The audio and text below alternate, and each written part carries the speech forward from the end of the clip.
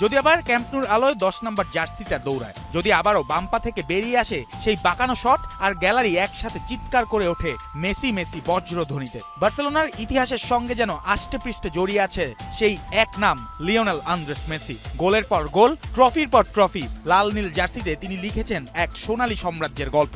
বার্সার হয়ে 10টি লা লিগা, 4টি চ্যাম্পিয়ন্স লিগ, 7টি কোপা দেল রে, আর অসংখ্য স্মরণীয় রাত, 792 ক্লাব গোল আর 8টি ব্যালন ডিওর। পরিসংখ্যানই বলে দেয় তিনি শুধু একজন খেলোয়াড় নন, তিনি এক যুগের নাম।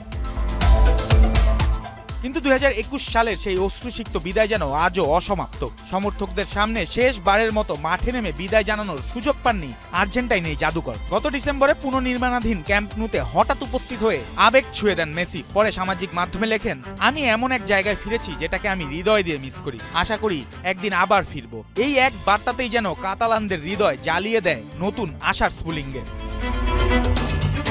আর সেই আশাকেই নির্বাচনী প্রতিশ্রুতিতে রূপ দিলেন প্রেসিডেন্ট প্রার্থী মার্ক সিরিয়া। শহরের ব্যস্ততম মোড়ে 24x18 মিটারের বিশাল ব্যানার, মেসির হাতে বার্সার জার্সি আর বার্তা ফেরার ডাক। স্প্যানিশ সংবাদ মাধ্যম অনুযায়ী সিরিয়ার এই প্রচারণার মাধ্যমে নির্বাচনী দৌড়ে প্রথম বড় গোল করেছেন সিরিয়া। যদিও বাস্তবতা বলছে ইন্টার মায়ামির চুক্তিবদ্ধ মেসিকে ফেরানো সহজ কোনো ট্রান্সফার হবে না, কারণ 2028 সাল পর্যন্ত ইন্টার মায়ামিতেই নতুন চুক্তি করেছেন মেসি।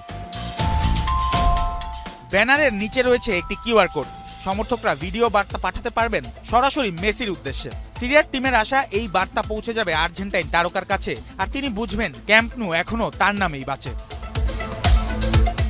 অন্যদিকে 2026 বিশ্বকাপ নিয়েও অনিশ্চয়তার ইঙ্গিত দিয়েছেন মেসি। বলেছেন, আমি আশা করি থাকতে পারবো, তবে নিশ্চিত করে বলা কঠিন। সব মিলিয়ে বার্সেলোনার নির্বাচনী লড়াইয়ে এখন সবচেয়ে বড় হেডলাইন মেসির প্রত্যাবর্তন। এটা কি শুধুই ভোটের কৌশল, নাকি সত্যিই শুরু হতে যাচ্ছে ফুটবল ইতিহাসের সবচেয়ে আবেগঘন কামব্যাক?